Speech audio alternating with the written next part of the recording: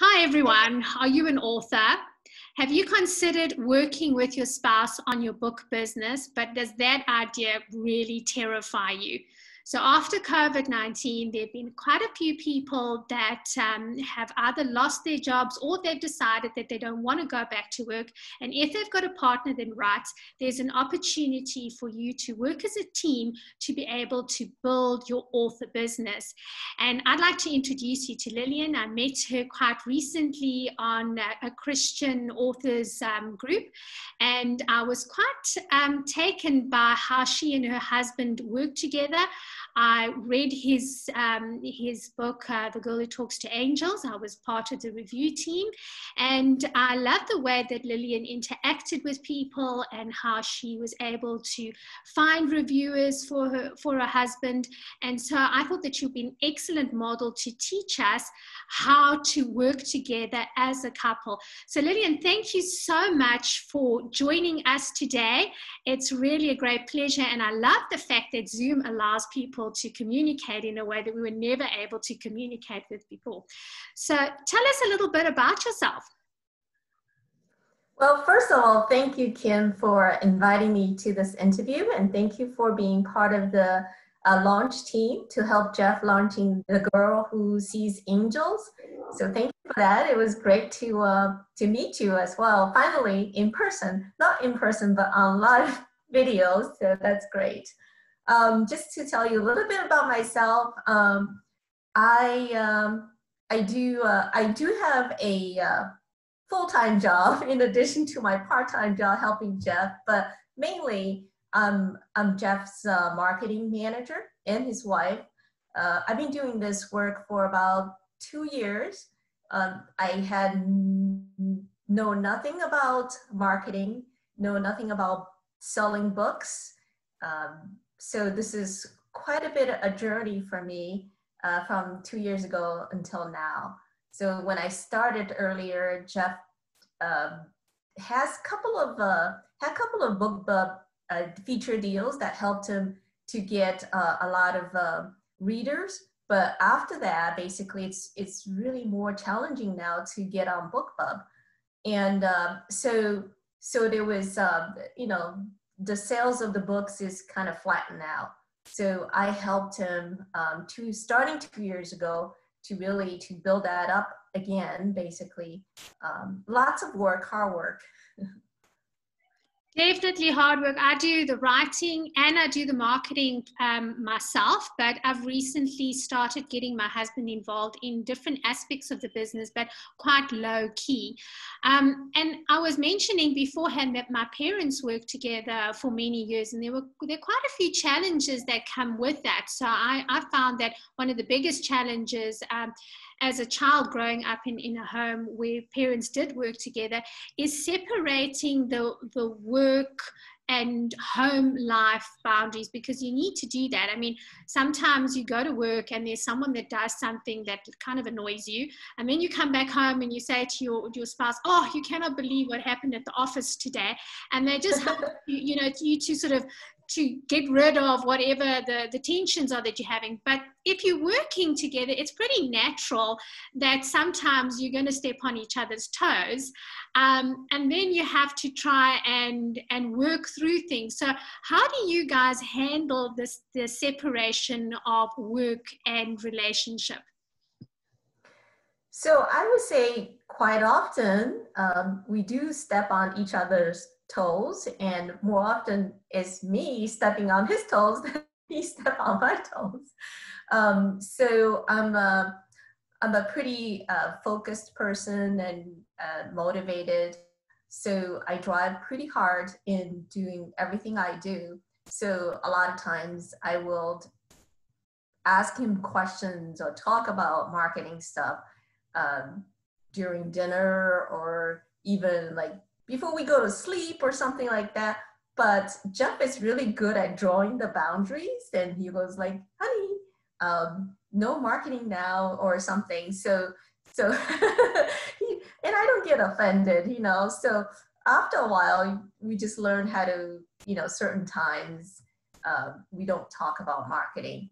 So I would say it's important to set a schedule together. So like say, hey, you know, Saturday morning usually is my day of doing marketing because I work during the weekdays. So the only focus time I have is really Saturday morning. So I'll tell Jeff and I say, hey, this Saturday, can we spend a little bit more time on doing this because I'm putting a new ad out and I really need your help to write some blurbs for me because he's a writer, I'm not a writer. So he needs to help me to write the blurbs. And so he'll set aside some time and say, okay, you know, today I'll do some blurbs for you. So yeah, so just kind of schedule the time and he'll tell me, okay, on Tuesdays, this Tuesday, I have some time to do some blurbs. So then I will just send him an email and say, okay, please write the blurbs for this, this, and that. And he'll do that. And then afterwards, I'll look at the blurbs and I'll decide which ones actually is good to use. And sometimes I combine some of them and I'll put them into a little ad and I show it to him. And basically he said, oh, he'll give me some, he's a more of an artistic person, more artistic than I am. So he'll look at it and he'll say, okay, I don't like this and that. So I take his input and basically make a change and then the ad looks great. So we're a good team, I would say. Even he says that. Well, that's great. But then I have to ask you the question. With every single launch, there's something that goes wrong. It might be a tiny thing that no one else knows about it, and it actually might be a major thing. And when that happens, sometimes it can be a bit of tension. And how do you guys handle it when there's something that has gone wrong? It doesn't matter whose fault it is, but you know, it's just not going the way that you had expected it. How do you have a debrief session, or how do you handle those kinds of problems? It does. Recently, you probably noticed with the Girl Who Sees Angels launch, something did go wrong initially in the beginning. We haven't seen the full impact of what happened, but initially we had a little glitch. The wrong book was uploaded. So whoever got the pre-order and the free giveaway actually got Seeing Jesus versus The Girl Who Sees Angels. So we did our best to act upon it, to put out a note on our website, email the readers, put it on a Facebook post, working with Amazon, try to have them send out updates or emails to the readers. Now, what Amazon is a large corporation, it is very difficult to have them work in your pace, basically. So we've been patient, so there was some the tension is not really related to, oh, somebody made a mistake. No, not at all. Not about that. The tension is about when I see readers putting like a 1-star review on the book launch, on the book review, and saying wrong book, and that hurts the review, right? So that's what's driving the tension for me, is that we wanted to get that out. So we talk about it, and I would say we prayed about that. We prayed that for really the blessing, for God's blessing for this whole process, and have hopefully Amazon will notify our readers as soon as possible. So yeah, I would say I learned a lot from this launch.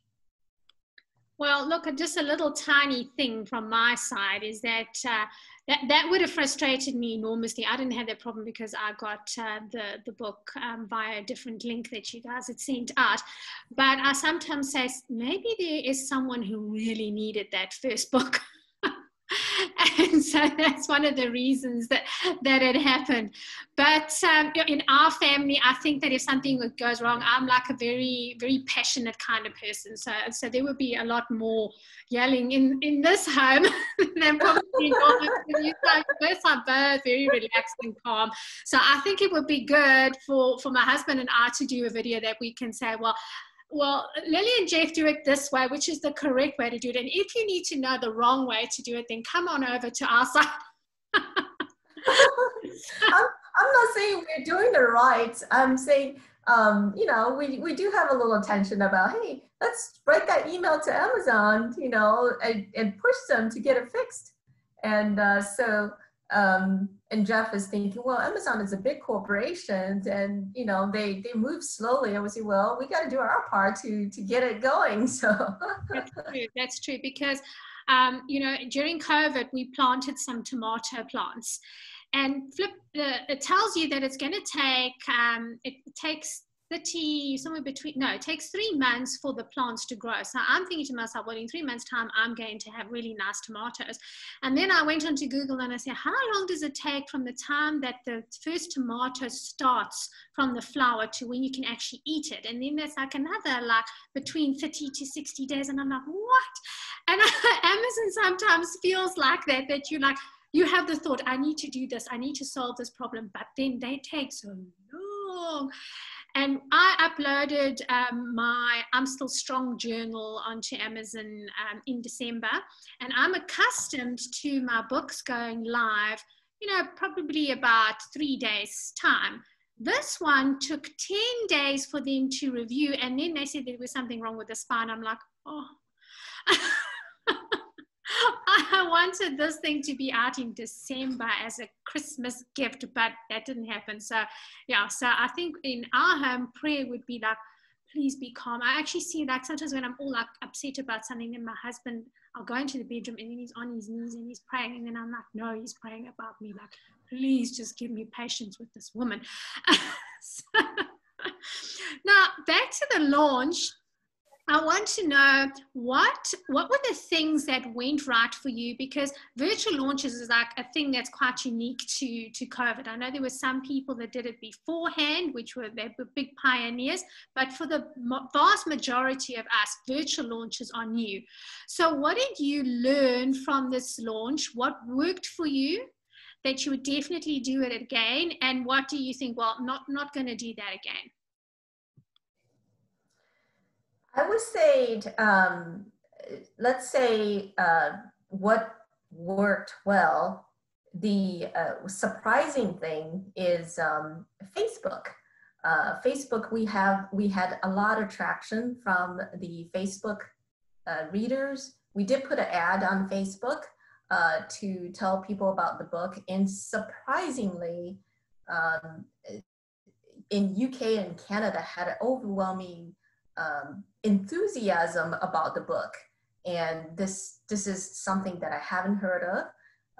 So this is surprising to me, because I tried Facebook ad before. It wasn't very successful for some reason, but this one, I think because of the topic, certain people are interested in a topic, and it just lots of interest basically. So that was the biggest surprise to me. A good surprise to me is that, so that kind of teaches me, certain book actually will work well using Facebook ads, so certain book may not. And this is one of the things kind of drives people's interest. So that was a good takeaway. The second one will be the interaction with the early reviewers and launch members. So what we did is in 2 weeks into the beginning of the early review, before the book is released, we did a kind of insider group meeting, the launch team meeting Jeff.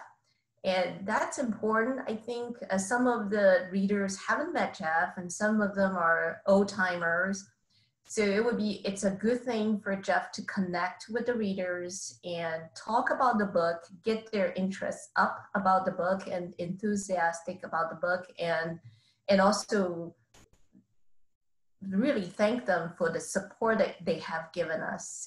So that worked really well. And then we did the release day, we did a Facebook Live as well. So that one, I think, went really well. The reason I know is it's got like so many different viewers viewing the video, more than usual. So for example, like the Small Lives launch video, up to this time, we had like 200 views or something. But this one, within like, within starting, like less than a month, we have like over 100 views already.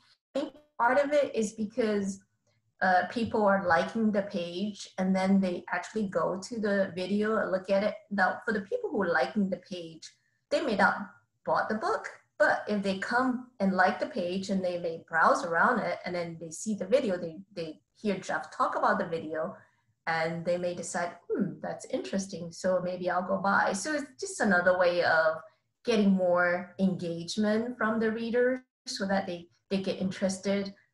So I think I really like the Facebook Live videos, because I think it's a really good way to tell audience about your book. I like the fact that you had the meet and greet beforehand, before the reviews were going to start, because I've read a couple of books as part of a review team, and I have to say that because I'm an author myself, sometimes I don't get to finish the book as quickly as I would like to, because there are other commitments that come up. But when you've been on a meet and greet like you guys had, then there's all of a sudden pressure, because now you've connected with the author. And then when the launch date is coming, you start thinking, oh, I have to put aside time to finish this book because I made a commitment. Now, the statistics are that only 30% of people who say that they are going to do a review for you actually do. And when I had a look at, because I'm with Story Origin, so I build my my subscription base with Story Origin, and I do my review links through them as well. What's nice about Story Origin is that you can actually go into the people's profiles and you can accept or decline them. So if they've got a very, very low amount of reviews, the percentage is 0 or very low, you can decide, I actually don't want to accept this person on my review team. But having said that, when I look at the percentage that I have, it's a little bit over 30%, because there are 1 or 2 people on the team that are already established that I know. And if I look at people that I don't know, it actually works out to 30%. So the interesting thing is, from your perspective, do you think that having the meet and greet might have raised your statistics? Do you have figures like that? I haven't done statistics about what percentage of the early reviewer actually provided the review. I also heard a different percentage, like around 50%. So I would say roughly, probably ours is around the same as what you have described and what other has described. It's probably true between 30 to 50%. So one of the things initially that we were shy about is sending people reminder email about, oh, please put your review there. So what I ended up doing this time is, in the beginning, probably before the launch, before the release, I did send an email, hey, for those of you who already finished the book, these are the links that you can provide your review on. And then so like, it was probably yesterday or the day before the due date, or we give them a month to do this. We said, hey, Happy New Year. And this is, if you have, for those of you who did the review, thank you. And if you haven't, and these are the links. And we try to make it very light. Jeff is really good at doing that kind of writing. So we did that. And a couple of them came back, says, oh, sorry, I was sick. And, but I put my review on that. Yeah, sometimes I think, like you said, people are very busy, and you know, this type of email helps to remind them. And then also your follow-up, like emails or newsletters about your writing, reminds other people too. So I had a couple of early reviewer came back to me. So do you remember I posted this review on Facebook, the group, launch group, but I can't find it. Can you find it for me? I'm gonna post it on Amazon. So these type of email do remind them, even though you don't ask them, but it reminds them if they're really sincere about supporting Jeff's writing or your writing. So the next question that we had, which I asked earlier, but I'm just going to remind you of it, is that what are the things that you've done that you think, I'm probably not going to do that again? It didn't really work for me. And if there is anything like that, why are you not going to pursue that? I think one of the things that you mentioned earlier about filtering out readers, I think that's probably something we probably will do that more seriously. So to make sure that people who actually is serious about the book and we want them to be on the launch team. So that would be my one lessons learned. Initially, because we haven't done a lot of launches before, so we were trying to get everybody we could, you know, anybody who's interested. So I think right now we have a certain group of reviewer that I think it's gonna be supportive of Jeff's writing.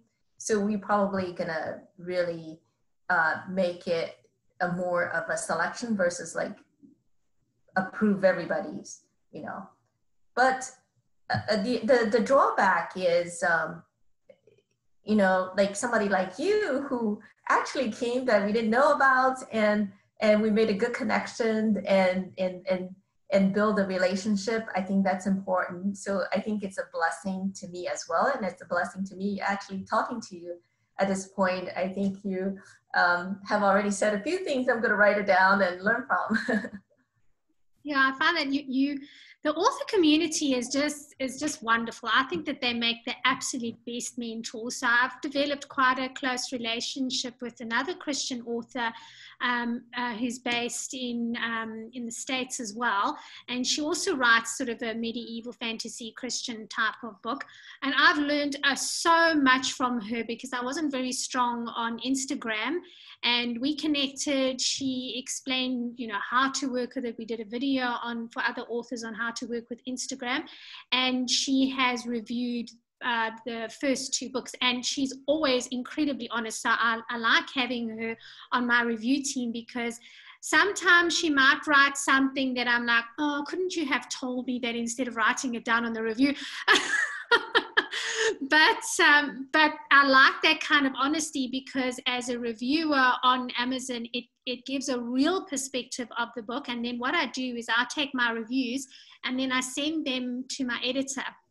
And then she'll read through them and she'll like, okay, well, with the next book, we're going to address this particular issue so it doesn't come up in the reviews again. So I find that that kind of relationship that you build with authors is just that like biblical thing of iron sharpening iron. You just get stronger all the time. You know, you don't want to be sharpened by little like soft teddy bear kind of cloth. You want to have something that's going to make you stronger and be a better writer and give a better quality product to your readers. That is well said. I think some of the previous review feedbacks that we got, we actually took that, Jeff actually took that into considerations, and in the following book that he wrote, we made some changes in the books according to the feedback that the user have given. So that is true. And then as Jeff said in the launch that, you know, if you provide your honest feedback. If you don't like the book, you put it there. Basically, the people who actually read that and say, oh, you know, I don't agree with it. Oh, I agree with this. So it kind of tells people what this book is about, and they can decide they want to read it or they don't want to read it. So I have to ask you another question in terms of your relationship. so a lot of companies will have incentives and rewards and that kind of thing. Do you guys have something that you do that to celebrate if there's a launch that's gone well, or if you reached a certain target for sales? Is there anything like that that you do as a couple? We don't do anything formal at this point in time, but sometimes we will say, oh, let's go get takeout for today. Let's go get takeout from our favorite restaurant because we launched the book. So something like that. We don't really do anything more formal. The reason that I'm asking that question is that I've been part of an organization called Uncovering Greatness for a while, and they've got an entrepreneurship program. So they're very, very strong on celebrating your wins because it kind of anchors it in your emotions, and then you look forward to things. Now, the only thing is for those people who are watching, if you've got kids, you've got to be very careful about setting rewards, because I said to the kids that when the fourth book comes out, we will go to the beach. So I'm still busy writing book number 3, and I was kind of planning it that by the time the book number 4 comes out, it will be sort of summer again, because summer for us is in the last part of the year. And then about 3 days after that, the kids started asking me, is book number 4 out? Is book number 4 out? And then my little son is 6 years old. He went into his bedroom and he packed his backpack with his swimming trunks and his towel. And I'm like, no. It's only coming out in 300 days. And they're like, 300 days, really? But yeah, to go back to what I've learned is that when you can celebrate, when you've got a thing that you're going to do to celebrate the win that you have, it just sometimes helps to minimize all of that stress that you would have gone through before the launch. And then you can just sit down and say, wow, we really achieved this goal. I think that sometimes people who are very goal driven, like you said, you're very goal driven. I'm also goal driven. My editor will complain to me when I first started writing. I would have this big climax for the scene, and then it is finished. And she's like, "Why do you do that?"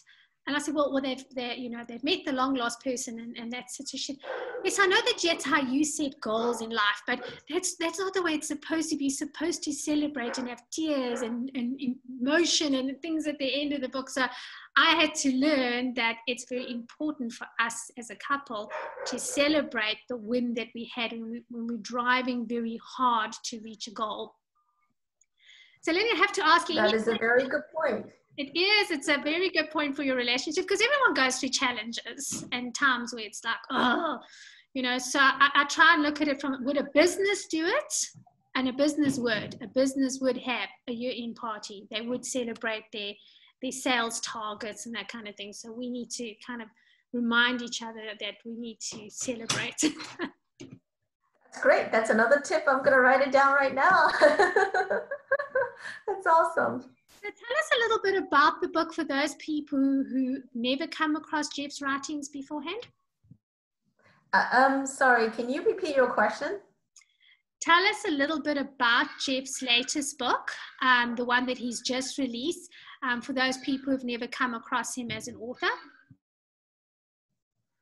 So The Girl Who Sees Angels is the first book in the Sophie Ramos series. So it's about this girl, Sophie, as a child, a girl who can see things in a different realm, in a spiritual realm. So she sees angels or demons. And so she has been, no one believed her. She was sent to psychiatrists and different people, and no one believed. Everybody thinks she's crazy. And then as she grow older into a woman, so in the book, she was around early 30s, and she happened to meet a friend of her recommended her to see a church lady.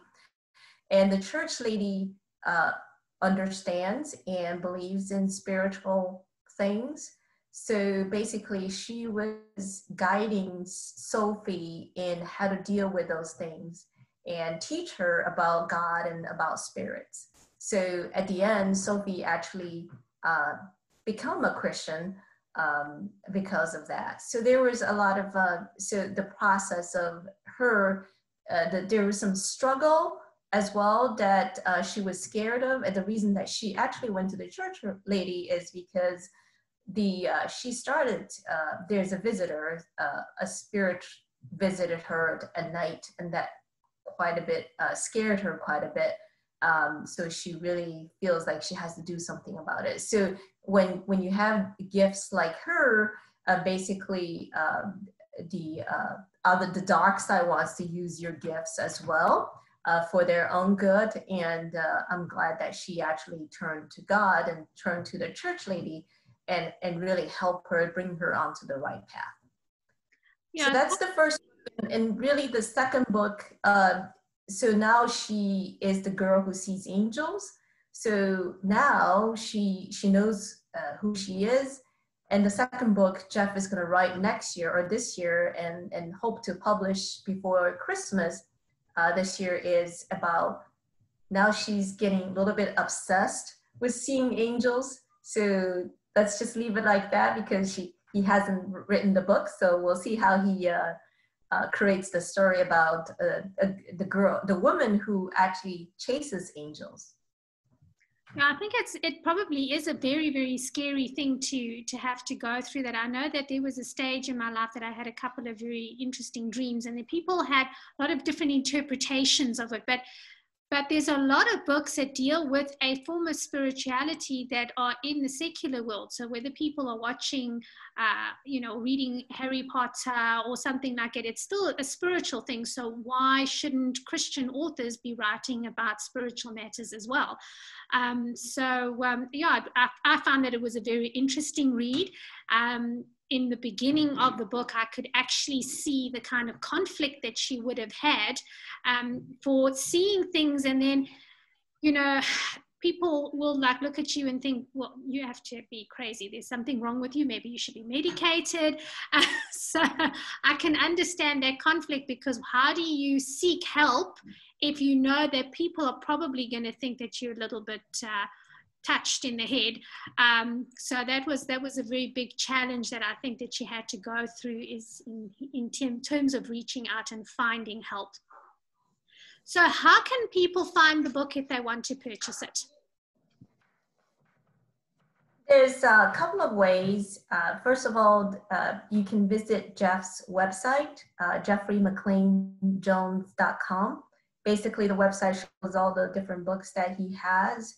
And you can purchase Jeff's books on Amazon as well. Just type in jeffreymcclainjones.com. Jeffrey McClain Jones, and then you'll see his books listed. The Girl Who Sees Angels is his latest book. He has another very popular book of his, is Seeing Jesus. It's a very different story about a guy who actually see Jesus physically. Now, this is a more of an imaginative kind of a story, but the really, through reading the story, user gets a good sense of who Jesus is and what his heart is for us. So this one has gotten a lot of great reviews on Amazon. Highly recommend to read this one as well. Excellent. And everyone, I am going to, in the bottom of this video, I'm going to be posting those details, so that will give you a direct link through to Jeff's books. Lillian, I just want to say thank you so much for joining us, for letting us know something about Jeff's book and also how you guys work together as a couple. I really do appreciate you being here. Thank you for having me as well. It's a pleasure to talk with you and meeting you on Zoom. So hopefully we get to get connected, stay connected. Yes, that would be lovely. So bye for now. We'll see you next time.